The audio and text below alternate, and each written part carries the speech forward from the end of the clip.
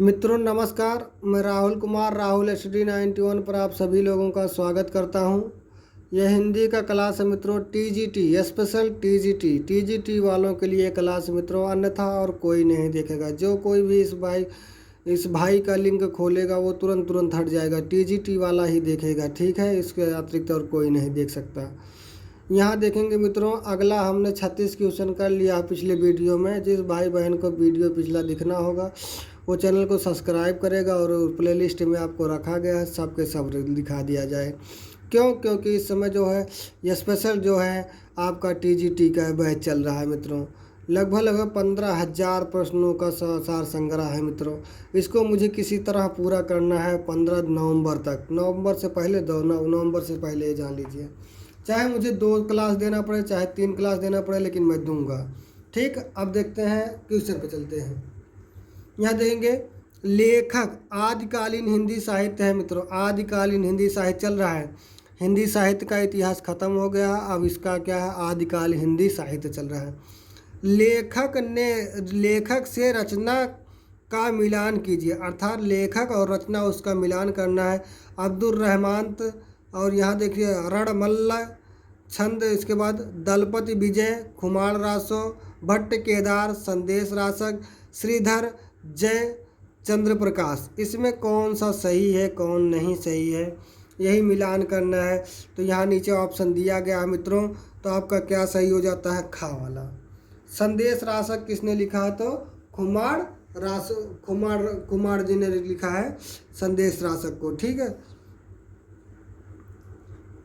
यहाँ देखेंगे, ठीक है, समझ रहे हैं कि नहीं मित्रों। यहाँ संदेश रासक, उसके बाद खुमार रासो, उसके बाद जय चंद्र प्रकाश, उसके बाद रणमल्ल छंद, ठीक है मित्रों। तो इसको इसी में क्रम वाइज से रख दिया गया है, अर्थात किसको, पहले अब्दुल रहमान क्या है, संदेश रासक में जाएंगे। उसके बाद देखें दलपति विजय क्या है, दलपति विजय जो है खुमार रासो लिखे हैं। फिर केदारनाथ देखें कि भट्ट केदार देखेंगे, तो यहाँ क्या हो जाता है, जयचंद्र जी होता है। श्रीधर क्या होते हैं, रणमल्ल हो जाता है मित्रों, रणमल्ल हो जाता है। अगला देखेंगे गोरख बोध किसकी रचना है, गोरख बोध गोरखनाथ की रचना है। फिर उसके बाद देखेंगे मित्रों 39 वाला क्वेश्चन, कौन सा 39 वाला क्वेश्चन, यहाँ बेली कृष्ण रुक्मणी री के रचयिता हैं। रुक्मणी री के रचयिता कौन है, पृथ्वीराज जी हैं। फिर यहाँ देखें नरवई बोध के लेखक हैं। नरवई बोध के लेखक कौन हैं, तो आपके गोरखनाथ जी हैं। और गोरख बोध भी किसका है, गोरखनाथ जी का। बीसल देव रासो, ये बहुत महत्वपूर्ण है मित्रों, इसको देख लीजिएगा। बीसल देव रासो के रचनाकार हैं। बीसल देव रासो के रचनाकार कौन है, नरपत नाल। अगला देखेंगे मित्रों नरपत नाल हो जाते हैं यहाँ। फिर उसके बाद कितना देखेंगे, 42 वाला, शूलिभद्र रास किसकी रचना है। शूलिभद्र रास किसकी रचना है, तो जिन धर्म के सूर्य की है। फिर आगे देखेंगे पृथ्वीराज रासों के रचयिता है। अब इसको नहीं बता पाए तो कुछ नहीं बता पाओगे मित्रों। तो आप लोग जानते हैं पृथ्वीराज रासों के रचयिता चंद्रबरदाई जी हैं। पृथ्वीराज नहीं है बल्कि पृथ्वी चंद्रबरदाई जी हैं। अगला देखेंगे मित्रों, क्या कहा जा रहा है, बीसल देव रासों के रचनाकार कौन है। निम्नलिखित पद्यांश के आधार पर निर्दिष्ट करें। 12, ये क्या कहा, 1272 मंझारी जेठ वदी नवमी बुधवारी नाल रसायन आरंभ भई शारदा तूठी ब्रह्म कुमारी काश्मीरा मुखमंडनी रास प्रसंगो बीसल देराई। ये किसने कहा है, 44 का तुरंत यही लगा देंगे, क्या हो जाएगा, आप जानते हैं क्या हो जाएगा, नरपति नाल है। नरपत नाल ने बीसल देव रासो लिखा है। आप लोग अगर जो यही इतना जान जाएंगे बीसल देव रासो के रचनाकार कौन है, तब भी आप लोग जान जाएंगे कौन हो जाएंगे, नरपत नाल जी है। अगला चलते हैं, यहाँ देखेंगे मित्रों कौन सा रासो ग्रंथ केवल सूचना रूप में उपलब्ध है, उसका कोई पुरस्कार पुस्तककार मित्र लिखा गया, क्षम्यताम, पुस्तककार रूप आज तक अनुपलब्ध है। तो यहाँ क्या हो जाएगा, 45 का क्या है, हमीर रासो। हमीर रासो एक ऐसा पुरस्कार क्या पुस्तककार, हाँ, अर्थात ऐसी पुस्तक है जो अनुपलब्ध है मित्रों, वह उपलब्ध नहीं है, उसको पढ़ाया भी नहीं जाता। यहाँ देखेंगे उत्तर प्रदेश में आल्हा खंड नाम से जो काव्य प्रचलित है उसका मूल रूप प्राप्त होता है, मतलब ये कहाँ से आल्हा खंड प्राप्त होता है, किस रासों से, हमीर रासों से कि परमाल रासों से कि आपका पृथ्वीराज रासों से कि बीसल देव रासों से।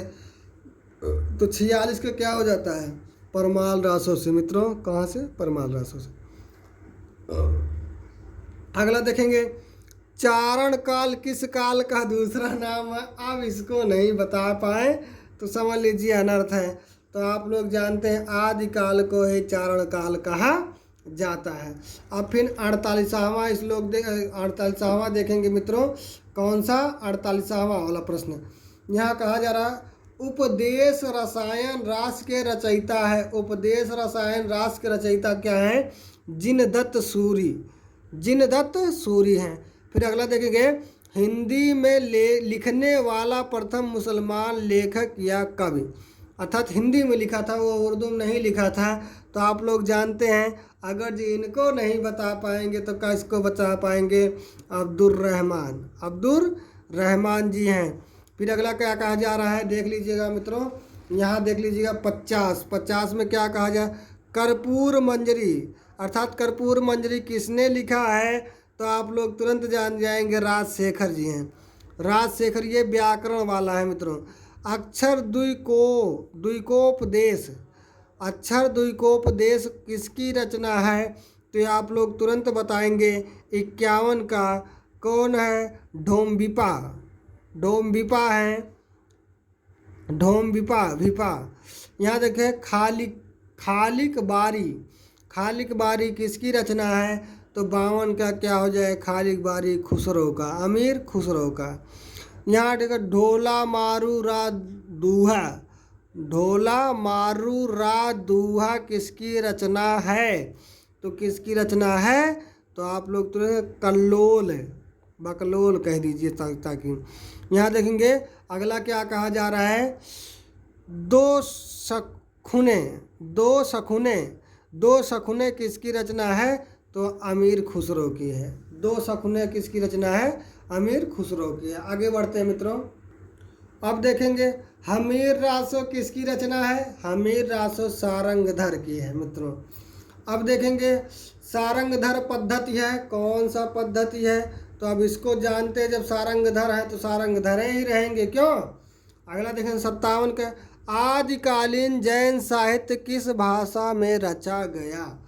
आदिकालीन जैन साहित्य किस भाषा में रचा गया, तो अपभ्रंश भाषा में रचा गया था मित्रों। आप राजस्थानी कोई भाषा है नहीं, उस तरह देखा जाता है, भाषा है, लेकिन यहाँ देखेंगे अपभ्रंश ही माना जाता है। जैन साहित्य की सर्वाधिक लोकप्रिय काव्य शैली है, जैन साहित्य की सबसे प्रिय काव्य शैली है, अर्थात क्या है, 58 का क्या है, रास काव्य, क्या है, रास काव्य मित्रों। फिर आगे चलते हैं, अर्थात 59 पे क्या कहा है, जैन साहित्य अंतर्गत रास काव्य शैली से तात्पर्य है। तो कौन सा शैली से तात्पर्य है, तो यहाँ देख लेंगे, जब जैन धर्म के बारे में बात आ रहा है तो जैन तीर्थंकरों के जीवन चरित तथा वैष्णव मतलब यहाँ के वैष्णव अवतारों की कथाएं जैन आदर्शों के आवरण में। ठीक है मित्रों। फिर अगला देख लीजिए क्या कहा जा रहा है, यहाँ देखेंगे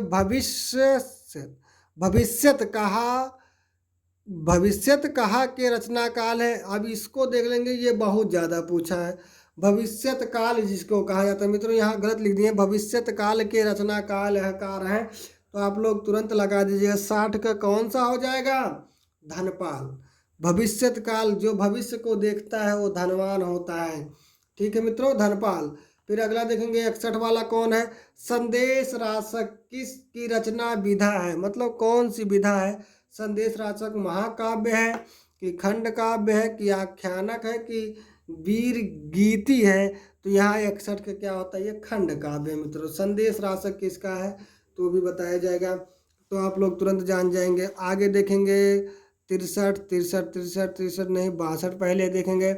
यहाँ कृष्ण की रास लीला, कृष्ण की रास लीला की परंपरा जो भक्ति काल में प्रसिद्ध हुई है कि शुरुआत किस ग्रंथ से होती है, तो आप लोग तुरंत जान जाएंगे क्या है, उपदेश रसायन रास, उपदेश रसायन रास। सिद्धों की भाषा को संध्या भाषा नाम किसने दिया, ये सुंदर सा प्रश्न है। क्या प्रश्न है, संध्या भाषा नाम किसने दिया। आप देखेंगे सिद्धों ने कौन सा संध्या भाषा नाम दिया, तो आप लोग जानते हैं मुनिदत्त तथा आद्वय वज्र, ठीक, आद्वय वज्र जी हैं। तो आपका कौन सा सही हो जाता है, क्या सही होता है, अब आपका पहला नहीं, ये देखेंगे खा वाला ऑप्शन।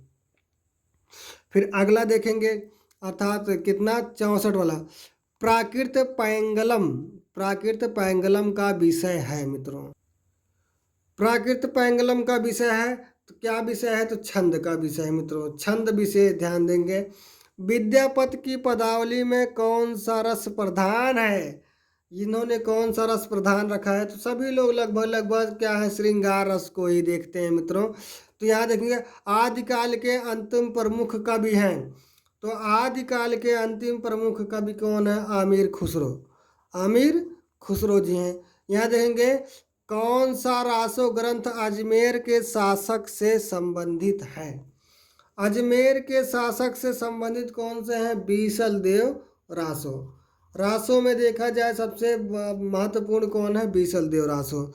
फिर अगला देखेंगे चारण काव्य की भाषा कौन थी, चारण काव्य की भाषा कौन थी, डिंगल पिंगल, डिंगल पिंगल चारण काव्य की, डिंगल पिंगल भी एक भाषा थी मित्रों। अब देखेंगे 69 के बाद 69 यहाँ देखिए पीजी टीम सब पूछे गए हैं और महत्वपूर्ण भी है। सिद्ध साहित्य के विषय में कौन सा कथन सत्य नहीं है, अर्थात वो क्या है, गलत है। अब देखेंगे सत्य नहीं है सिद्ध सीमा, यहाँ पर क्या हो जाता है 69 के क्या हो जाता है, यहाँ देखेंगे, यहाँ देखिएगा घा वाला, अर्थात सिद्ध साहित्य का प्रणयन पिंगल भाषा में हुआ, ऐसा कुछ नहीं, डिंगल भाषा में हुआ है। अगला देखेंगे अपभ्रंश से प्रभावित हिंदी रचना कौन सी है, तो आप लोग तुरंत जान जाएंगे क्या है, 70 का क्या है, भरतेश्वर बाहुबली रास, यहाँ देखेंगे। फिर उसके बाद 71 पे चलते हैं मित्रों, 71 पे चलते हैं। 71 पे देख लीजिए क्या कहा गया है, चारण साहित्य किस साहित्य का दूसरा नाम है, चारण साहित्य किस साहित्य का दूसरा नाम है, तो रासो साहित्य का दूसरा नाम है। रासो साहित्य का दूसरा नाम क्या है, यहाँ देखेंगे चारण साहित्य काल। यहाँ देखेंगे कौल ज्ञान, क्या है, कौल ज्ञान निर्णय के रचनाकार कौन है, कौल ज्ञान देख लीजिए, निर्णय के रचनाकार कौन है, तो आप लोग जानते हैं, क्या जानते हैं, तुरंत हम बताते हैं, मत्स्येंद्रनाथ, मत्स्येंद्रनाथ। यहाँ यण स्वर संधि होगा मित्रों।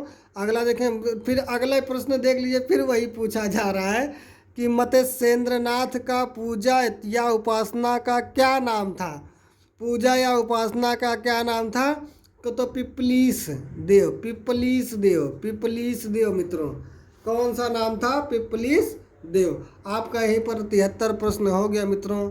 अब मैं आगे नहीं बढ़ूंगा, अगले दिन फिर मिलेगा या अगले वीडियो में फिर मिलेगा। धन्यवाद, आप लोग बने रहिएगा।